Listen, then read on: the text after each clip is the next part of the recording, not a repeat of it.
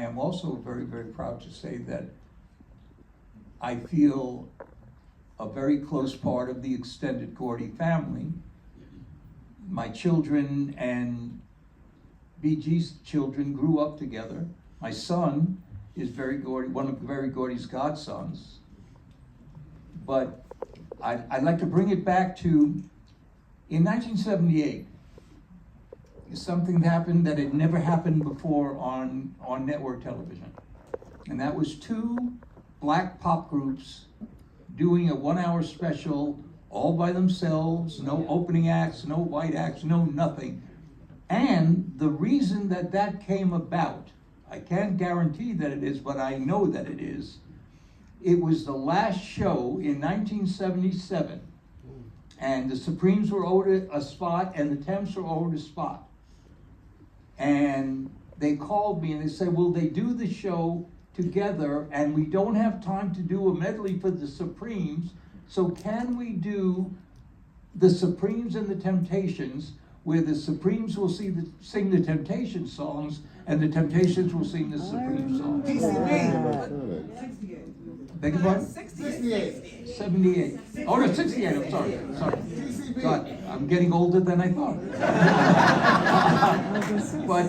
But I know that that was a major reason that we were then able to sell TCB, which broke, all kinds of records, won Emmys, and now pop artists of any color could do television specials, and of course we came back a year later with GIT on Broadway, and again did the same thing with #1 show in our slot.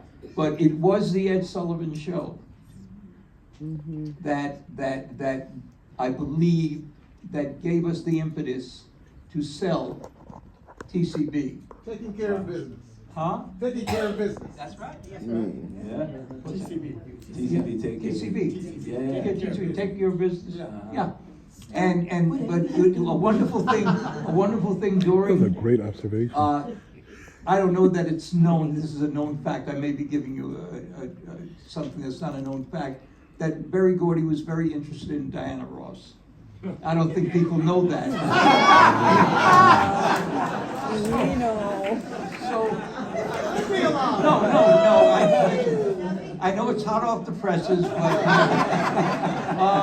so anyway, the first rehearsal that we're doing the medley, and the Temps are just kicking ass. I mean, they are just kicking ass. And so at the end of the rehearsal, BG goes to Gil Askey, who is the musical director, and he says, I think maybe you better take the Temps up a note. Make David sing like a note higher. So I think that would be more soulful. Okay. And Gil did that. And he said to Diana, they are kicking your ass, so you better get in the woodshed. Let me Go ahead, sir. The reason that happened, the classic Temps were together. Now, okay, we knew who we were and what we could do. So, Diana and them, they were doing their bit. David, Eddie, Paul, Mel, myself, we called, all that. Diana went over to Barry, she said, Barry, you got to talk to the Temps because they're doing too much. How are we supposed to do that? So Barry came up and said, fellas, tone it down a bit.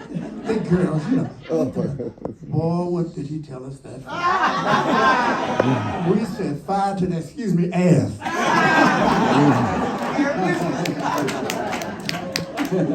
That is breaking news. That's beautiful. Mark, let me ask you, how do you think those appearances shaped the way that America saw Motown artists and black artists in general? I think, seeing all the incredible Motown acts, they were so exuberant, and just the whole Motown sound. It's just got everybody moving and singing, and it didn't matter what color you were, how old you were. It brought people together, and I think that was just, a huge, huge contribution to culture in general. And also seeing it on a show like the Ed Sullivan Show that so many people watch, you couldn't help but notice. And it feels like, just like in the beginning, in my opinion,